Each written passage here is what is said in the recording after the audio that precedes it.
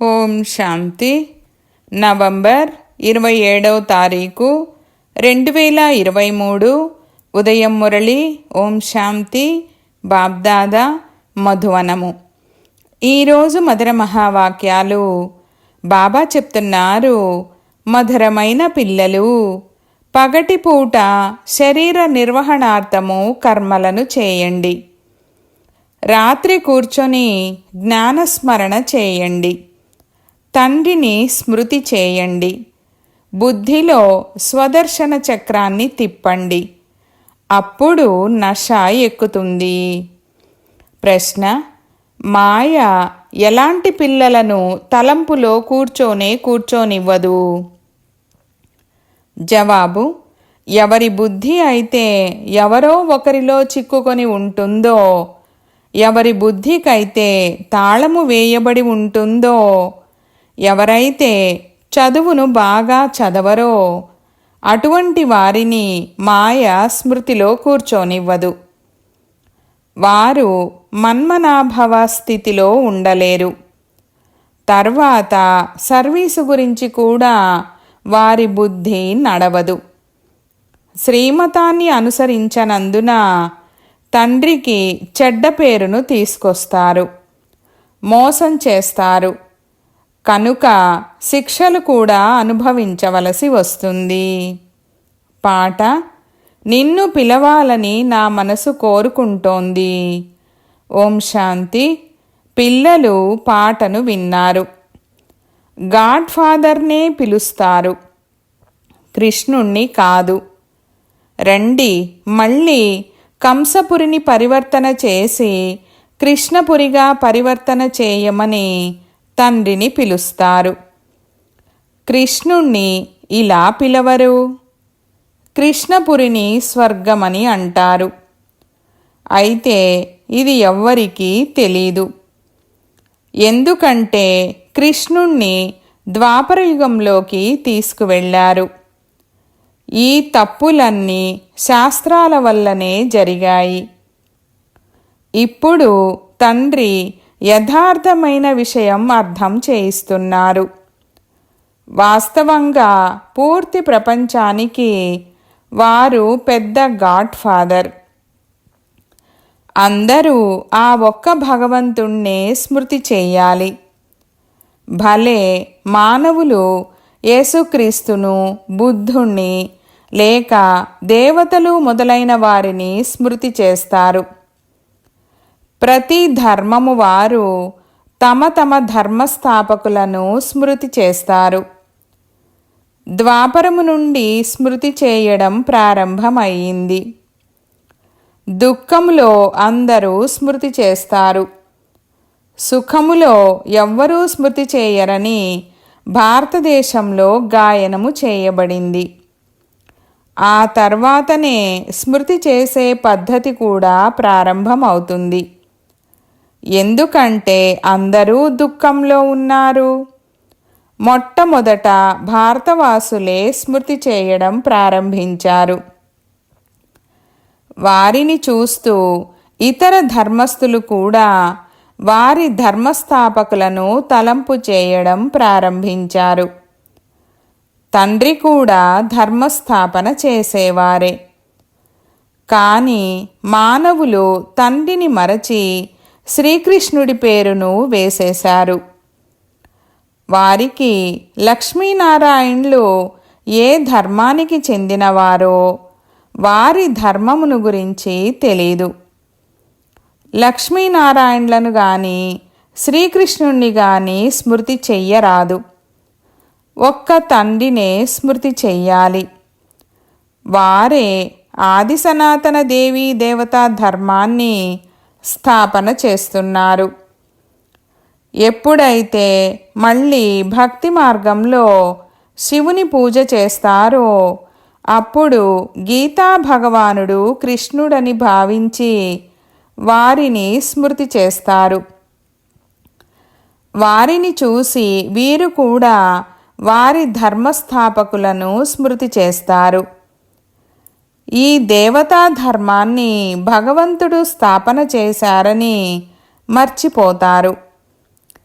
గీతా సెర్మనైజర్ కృష్ణుడు కాదు, శివుడు అని మనము రాయవచ్చు. వారు నిరాకారులు. ఇది అద్భుతమైన విషయం కదా. ఎవరి వద్ద కూడా శివబాబా పరిచయం లేదు. వారు నక్షత్ర సమానమైన వారు. అన్ని స్థలాలలో శివుని మందిరం ఉంటుంది. వారు ఇంత పెద్ద అఖండ జ్యోతి తత్వమని భావిస్తారు. కానీ వారు మహాతత్వములో ఉంటారు. అక్కడ ఆత్మలు కూడా ఉంటాయి. ఆత్మరూపము సరిగ్గా నక్షత్రం వలె ఉంటుంది. పరమపిత పరమాత్మ కూడా నక్షత్రం వలె ఉంటారు. కానీ వారు జ్ఞానసాగరులు. బీజరూపుడైన కారణంగా వారిలో శక్తి ఉంది. ఆత్మల తండ్రి బీజమని పరమాత్మనే అంటారు. వారు నిరాకారులు. మనుషులను జ్ఞానసాగరులు, ప్రేమసాగరులని అనలేరు. కావున అర్థం చేయించే పిల్లలలో శక్తి ఉండాలి. వారి బుద్ధి విశాలంగా ఉండాలి. మీ అందరిలో ముఖ్యమైన వారు మమ్మ. వందే మాతరమని గాయనం కూడా ఉంది. కన్యల ద్వారా బాణం వేయించారు. అధర్ కన్య, కుమారి కన్యల ఈ 2 పేర్లు కలిగిన మూర్తులు మందిరాలు మౌంట్ ఆబులో ఉన్నాయి. అధర్ కన్య, కుమారి కన్యల రహస్యం ఎక్కడా లేదు. కేవలం మందిరం ద్వారానే నిరూపించబడుతుంది. జగదంబ అనే పేరు కూడా తప్పకుండా ఉంది. కానీ వారు ఎవరో ఎవ్వరికీ తెలీదు. తండ్రి చెప్తున్నారు, నేను బ్రహ్మముఖ కమలము ద్వారా రచయిత మరియు రచనల ఆది మధ్యాంతాల రహస్యాన్ని తెలియజేస్తున్నాను. డ్రామాలో ఏముందో మానవుల బుద్ధిలోకి రావాలి. ఇది అనంతమైన డ్రామా. ఇందులో మనము అనంతమైన పాత్రధారులము. కనుక డ్రామా ఆది మధ్యాంతాల రహస్యం బుద్ధిలో ఉండాలి. ఎవరి బుద్ధిలో ఇది ఉంటుందో వారికి చాలా నశ ఉంటుంది. పూర్తి రోజంతా శరీర నిర్వహణార్థము కర్మలను చేసి రాత్రి కూర్చొని స్మృతి చేయండి. ఈ డ్రామా చక్రము ఏ విధంగా తిరుగుతూ ఉందో స్మృతిలోకి రావాలి. ఇదే మన్మనాభవ. కానీ మాయ రాత్రి కూడా కూర్చోనివ్వదు. పాత్రధారుల బుద్ధిలో అయితే డ్రామా రహస్యం ఉండాలి కదా. కానీ చాలా కష్టం. ఎవరిలోనైనా బుద్ధి చిక్కుకున్నప్పుడు బాబా బుద్ధి తాళాన్ని మూసేస్తారు. ఇది చాలా పెద్ద లక్ష్యము. బాగా చదివిన వారు జీతం కూడా ఎక్కువగా తీసుకుంటారు కదా. ఇది చదువు. కానీ బయటకు వెళ్ళగానే మర్చిపోతారు. మళ్ళీ వారి మతమునే అనుసరిస్తారు. తండ్రి అంటారు, మధురమైన పిల్లలు, శ్రీమతమును అనుసరించడంలోనే మీకు కళ్యాణం ఉంది. ఇది పతిత ప్రపంచము. వికారాలను విషమని అంటారు. దీనిని సన్యాసులు సన్యసిస్తారు. ఈ రావణ రాజ్యము ద్వాపర యుగము నుండి ప్రారంభమవుతుంది. ఈ వేదశాస్త్రాలన్నీ భక్తి మార్గపు సామగ్రి. సర్వీస్ కొరకు పిల్లల బుద్ధి నడవాలి. శ్రీమతమును అనుసరిస్తే ధారణ కూడా జరుగుతుంది. వినాశనం ఎదురుగా నిలబడి ఉందని పిల్లలకు తెలుసు. దుఃఖితులు విలపిస్తారు, ఓ భగవంతుడా దయ చూపండి, త్రాహి త్రాహి అని ఈ సమయంలో భగవంతుని స్మరణ చేస్తారు. విభజన సమయంలో భారతదేశం పాకిస్తాన్ విడిపోయినప్పుడు, ఓ భగవంతుడా, మాపై దయ చూపించండి, రక్షించండి అని ఎంతగా స్మృతి చేసేవారు. ఇప్పుడు ఏం రక్షణ చేస్తారు? ఎవరు రక్షణ చేస్తారో వారి గురించే తెలియకుంటే ఏం రక్షణ చెయ్యగలరు? ఇప్పుడు తండ్రి వచ్చి ఉన్నారని చాలా కష్టం మీద ఏ కొద్ది మంది బుద్ధిలోనో కూర్చుంటుంది. ఇలా సర్వీస్ చేయండని బాబా అర్థం చేయిస్తారు. ఈ శ్రీమతము తండ్రి నుండే లభిస్తుంది. ఇలాంటి తండ్రిని తెలుసుకోలేదంటే ఇది కూడా ఎంతో విచిత్రము కదా.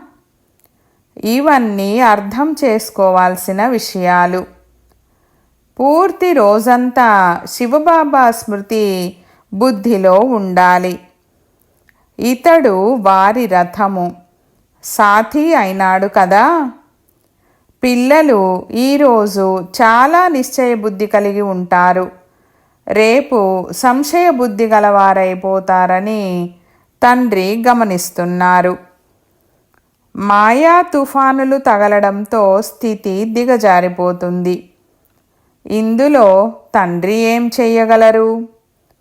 మీరు జ్ఞానములోకి వచ్చారు. సమర్పితులంటే మీరు నిమిత్తులు కదా.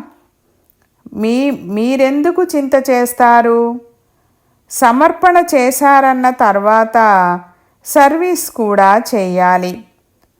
అప్పుడే ప్రతిఫలము లభిస్తుంది. సమర్పితులైన తర్వాత సర్వీస్ చేయకున్నా వారికి తినిపించవలసి వస్తుంది కదా. కనుక ఆ ధనముతోనే తింటూ తమదంతా సమాప్తం చేసేసుకుంటారు. సర్వీసు చెయ్యరు. మీరు మనుషులను వజ్ర సమానంగా తయారు చేసే సర్వీసు చెయ్యాలి. మనుషులను వజ్రతుల్యంగా చేసే సేవను చేయండి. ముఖ్యంగా బాబా ఆత్మిక సర్వీసును చెయ్యాలి. సర్వీస్ చేయలేదంటే వెళ్ళి దాసదాసీలుగా అవుతారు. ఎవరైతే బాగా చదువుకుంటారో వారికి మంచి గౌరవం ఉంటుంది. ఎవరైతే పాస్ అవ్వరో వారు వెళ్ళి దాసదాసీలుగా అవుతారు. పిల్లలారా, నన్ను స్మృతి చేయండి, వారసత్వాన్ని తీసుకోండని బాబా చెప్తున్నారు. ఈ మన్మనాభవ అను పదమే కరెక్ట్. జ్ఞానసాగరులు చెప్తున్నారు, నన్ను స్మృతి చేస్తే మీ వికర్మలు వినాశనం అవుతాయి. ఇలా కృష్ణుడు చెప్పలేడు. తండ్రే చెప్తున్నారు, నన్నొక్కరినే స్మృతి చేయండి. భవిష్య రాజ్య పదవిని కూడా స్మృతి చేయండి. ఇది రాజయోగము కదా. దాని ద్వారా ప్రవృత్తి మార్గము రుజువవుతుంది. ఇది మీరే అర్థం చేయించగలరు. మీలో కూడా ఎవరైతే సర్వీసు యోగ్యులుగా చురుకుగా ఉంటారో వారినే పిలవడం జరుగుతుంది. వీరు తెలివైన వారని భావించబడుతుంది. పిల్లలు యోగయుక్తంగా అవ్వాలి. శ్రీమతమును అనుసరించలేదంటే చెడ్డ పేరును తీసుకొస్తారు. మోసము చేశారంటే తర్వాత శిక్షలు తినవలసి ఉంటుంది. ట్రిబ్యునల్ కూడా కూర్చుంటుంది కదా. అచ్చా, రాత్రి క్లాసు. పిల్లలు మొట్టమొదట తండ్రి పరిచయమును ఇవ్వాలి. అనంతమైన తండ్రే మనల్ని చదివిస్తున్నారు.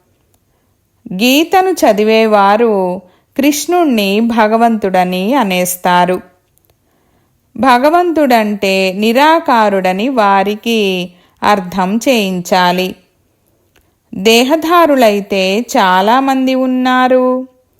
దేహము లేనివారు ఒక్కరే. వారు శ్రేష్టాతి శ్రేష్టమైన శివబాబా. దీనిని బాగా బుద్ధిలో కూర్చోబెట్టాలి. బేహద్ తండ్రి నుండి బేహద్ వారసత్వము లభిస్తుంది. వారే ఉన్నతాతి ఉన్నతమైన నిరాకార పరమపిత పరమాత్మ. వారు అనంతమైన తండ్రి. ఇతడు హద్దులోని తండ్రి. ఇతరులెవ్వరూ 21 జన్మల ఆస్తిని ఇవ్వలేరు. అలాగే అమర పదవిని ప్రాప్తింపజేసే తండ్రి కూడా ఎవ్వరూ లేరు. సత్యయుగము అమరలోకము, ఇది మృత్యులోకము. కనుక తండ్రి పరిచయాన్ని ఇవ్వడం ద్వారా తండ్రి నుండి వారసత్వము లభిస్తుంది. దానినే దైవీ స్వరాజ్యమని అంటారు. దానిని తండ్రే ఇస్తారు. వారినే పతిత పావనులని మహిమ చేస్తారు. స్వయాన్ని ఆత్మగా భావించి తండ్రినైన నన్ను స్మృతి చేస్తే పాపాలు కట్టయిపోతాయని వారు చెప్తున్నారు. పతితుల నుండి పావనులుగా అయ్యి పావన ప్రపంచానికి వెళ్ళేందుకు యోగ్యులైపోతారు. కల్పకల్పము సదా నన్ను స్మృతి చేయండని తండ్రి చెప్తారు. స్మృతి యాత్రతోనే పవిత్రులుగా అవ్వాలి. ఇప్పుడు పావన ప్రపంచము రాబోతోంది. పతిత ప్రపంచము వినాశనమవ్వనున్నది. మొట్టమొదట తండ్రి పరిచయాన్నిచ్చి పక్కా చేయించాలి. తండ్రిని పక్కాగా అర్థం చేసుకున్నప్పుడు తండ్రి నుండి వారసత్వము లభిస్తుంది. ఇందులో మాయ చాలా మరపింపజేస్తుంది. మీరు బాబాను స్మృతి చేసేందుకు ప్రయత్నిస్తారు, మళ్ళీ మర్చిపోతారు. శివబాబాను స్మృతి చేస్తేనే పాపాలు సమాప్తం అవుతాయి. పిల్లలారా, నన్ను స్మృతి చేయండని బాబా ఇతని ద్వారా చెప్తున్నారు. అయినా వ్యాపారాలు మొదలైన వాటిలో మునిగి మర్చిపోతారు. ఇది మర్చిపోరాదు. ఇదే బాగా కష్టపడవలసిన విషయం. తండ్రిని స్మృతి చేస్తూ చేస్తూ కర్మాతీత స్థితికి చేరుకోవాలి. కర్మాతీత స్థితి గల వారినే ఫరిష్తాలని అంటారు.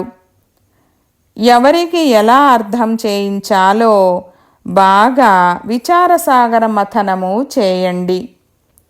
మేము మా సోదరాత్మలకు తెలియజేస్తున్నామని పక్కా నిశ్చయం కూడా ఉండాలి.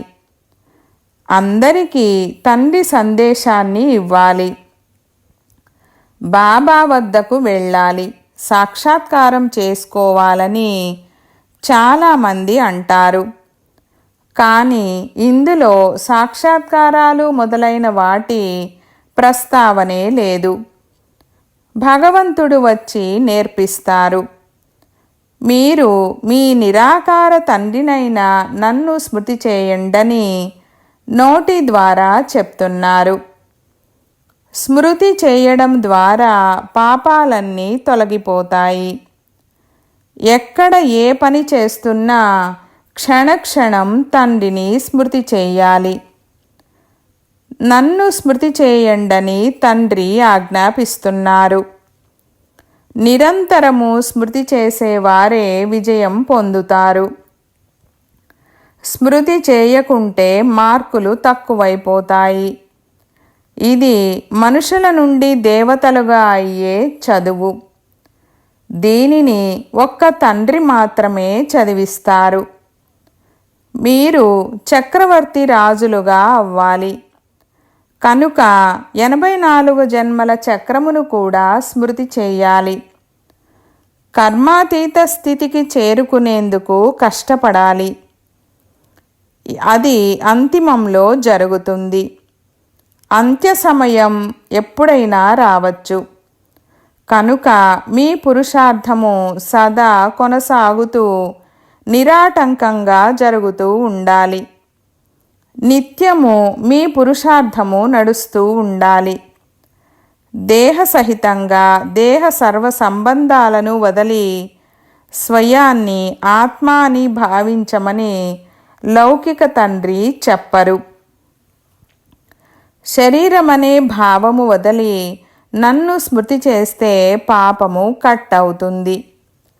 అనంతమైన తండ్రి మాత్రమే ఇలా చెప్తారు, పిల్లలు నా ఒక్కరి స్మృతిలో ఉంటే మీ పాపాలన్నీ సమాప్తం అయిపోతాయి.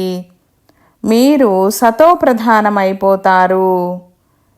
ఈ వ్యాపారాన్ని సంతోషంగా చెయ్యాలి కదా. భోజనం తినే సమయంలో కూడా తండ్రిని స్మృతి చేయాలి. స్మృతిలో ఉండే గుప్త అభ్యాసం పిల్లలైన మీరు చేస్తూ ఉంటే మంచిది. మీకే కళ్యాణం జరుగుతుంది. నేను ఎంత సమయం తండ్రిని స్మృతి చేస్తున్నానని మిమ్మల్ని మీరు పరిశీలించుకోవాలి.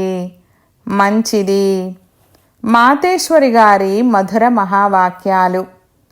మానసిక అశాంతికి కారణం కర్మబంధనము, శాంతికి ఆధారము కర్మాతీతము. వాస్తవానికి ప్రతి మనిషికి నాకు మానసిక శాంతి ప్రాప్తి అవ్వాలనే కోరిక తప్పకుండా ఉంటుంది. దాని కొరకు అనేక ప్రయత్నాలు చేస్తూ వచ్చారు. కానీ ఇంతవరకు మానసిక శాంతి ప్రాప్తి కాలేదు. అందుకు యథార్థమైన కారణమేది? మొదట మానసిక అశాంతికి మూలమేది అని ఆలోచించడం అవసరం. మానసిక అశాంతికి ముఖ్యమైన కారణం కర్మబంధనంలో చిక్కుకోవడం. ఎంతవరకు మనుషులు ఈ పంచవికారాల కర్మబంధనము నుండి విడుదల అవ్వరో అంతవరకు అశాంతి నుండి విడుదల అవ్వలేరు. కర్మబంధనాలు తెగిపోయినప్పుడు మానసిక శాంతి అనగా జీవన్ముక్తిని ప్రాప్తి చేసుకోగలరు. అయితే ఇప్పుడు కర్మబంధనాలు ఎలా తెగిపోతాయో వాటి నుండి ముక్తిని ఇప్పించే వారెవరని ఆలోచించాలి. ఏ మనుష్యాత్మ మరో మనుష్యాత్మకు ముక్తిని ఇప్పించలేదని మనకు తెలుసు. ఈ కర్మబంధనాలు లెక్కాచారాన్ని తెంచేవారు కేవలం ఒక్క పరమాత్మ మాత్రమే. వారే వచ్చి ఈ జ్ఞానయోగాల బలము ద్వారా కర్మబంధనాల నుండి విడిపిస్తారు. అందుకే పరమాత్మను సుఖదాత అని అంటారు. ఎంతవరకు నేను ఆత్మను, ఒరిజినల్గా నేను ఎవరి సంతానాన్ని, నా అసలు గుణాలేమిటనే జ్ఞానము లేదో అంతవరకు కర్మబంధనాలు తెగిపోవు. ఎప్పుడైతే ఈ విషయాలు బుద్ధిలోకి వస్తాయో అప్పుడు కర్మబంధనాలు తెగిపోతాయి. ఇప్పుడు ఈ జ్ఞానము మనకు పరమాత్మ ద్వారానే ప్రాప్తి అవుతుంది. అనగా పరమాత్మ ద్వారానే కర్మబంధనాలు తెగిపోతాయి. అచ్చా, ఓం శాంతి. मीठे मीठे सिकी लधे बच्चों प्रति माता पिता बाप दादा का याद प्यार और गुड मॉर्निंग। रूहानी बाप की रूहानी बच्चों को नमस्ते। हम रूहानी बच्चों की रूहानी बाप दादा को याद प्यार गुड मॉर्निंग और నమస్తే నమస్తే బాబా నమస్తే. ధారణ కొరకు ముఖ్య సారము. 1వ పాయింట్, మనుషులను వజ్ర సమానంగా తయారు చేయు ఆత్మిక సర్వీసును చేయాలి. ఎప్పుడూ కూడా సంశయ బుద్ధి గలవారిగా అయ్యి చదువును వదలరాదు. నిమిత్తులుగా అయ్యి ఉండాలి. 2వ పాయింట్, శరీర నిర్వహణార్థము కర్మ చేస్తూ కూడా తండ్రిని స్మృతి చెయ్యాలి. శ్రీమతములో మీ కళ్యాణముందని భావిస్తూ నడుస్తూ ఉండాలి. తమ మతమును అనుసరించరాదు. వరదానము: మనస మరియు వాచా శక్తిని యథార్థంగా మరియు సమర్థ రూపంతో కార్యంలో ఉపయోగించే తీవ్ర పురుషార్థి భవ. వివరణ: తీవ్ర పురుషార్థులనగా ఫస్ట్ డివిజన్లో వచ్చే పిల్లలు. వారు వారి సంకల్ప శక్తిని, వాచా శక్తిని యథార్థంగా మరియు సమర్థ రూపంతో కార్యంలో ఉపయోగిస్తారు. వారు ఇందులో తేలికగా ఉండరు. వారికి సదా తక్కువగా మాట్లాడండి, నెమ్మదిగా మాట్లాడండి మరియు మధురంగా మాట్లాడండి అనే స్లోగన్ గుర్తుంటుంది. వారి ప్రతి మాట యోగయుక్తంగా, యుక్తియుక్తంగా ఉంటుంది. వారు అవసరమైన మాటలనే మాట్లాడతారు. వ్యర్థ మాటలు, విస్తారం యొక్క మాటలు మాట్లాడి తమ శక్తిని సమాప్తం చేసుకోరు. వారు సదా ఏకాంత ప్రియులుగా ఉంటారు. స్లోగన్: ఎవరైతే నాది అనే అధికారాన్ని త్యాగం చేస్తారో వారే సంపూర్ణ నష్టోమోహులు. ఓం శాంతి.